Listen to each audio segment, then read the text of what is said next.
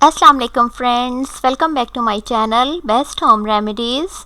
आज हम एड़ी के दर्द के लिए एक बहुत सिंपल सा टोटका आपके लिए लाए हैं।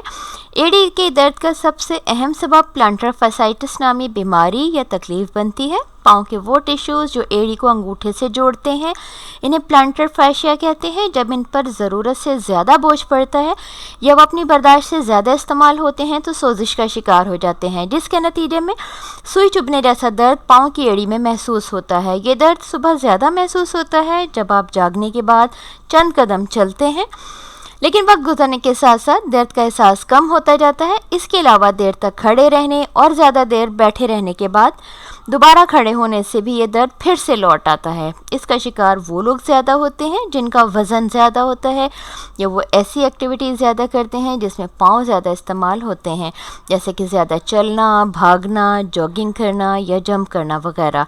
अब हम इसके इलाज की बात करेंगे जो बेहद आसान है।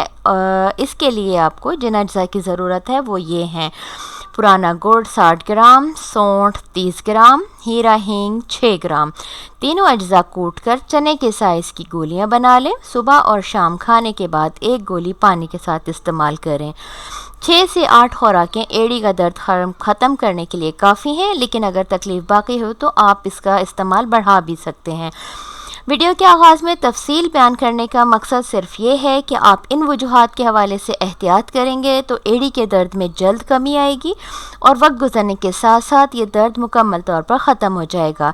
लेकिन इसके अलावा एड़ी के दर्द के कुछ सीरियस असबाब भी हैं, जिनमें गाउट, गठिया, पाँव का इन्फेक्शन या असाबी प्रॉब्लम वगैरह भी शामिल हैं। इसके लिए ज़रूरी है कि आप इन बीमारियों का प्रॉपर ट्रीटमेंट लें। इस तरह इनकी वजह से होने वाला एड़ी का दर्द इंशाल्लाह खुद ब खुद ख़त्म हो जाएगा।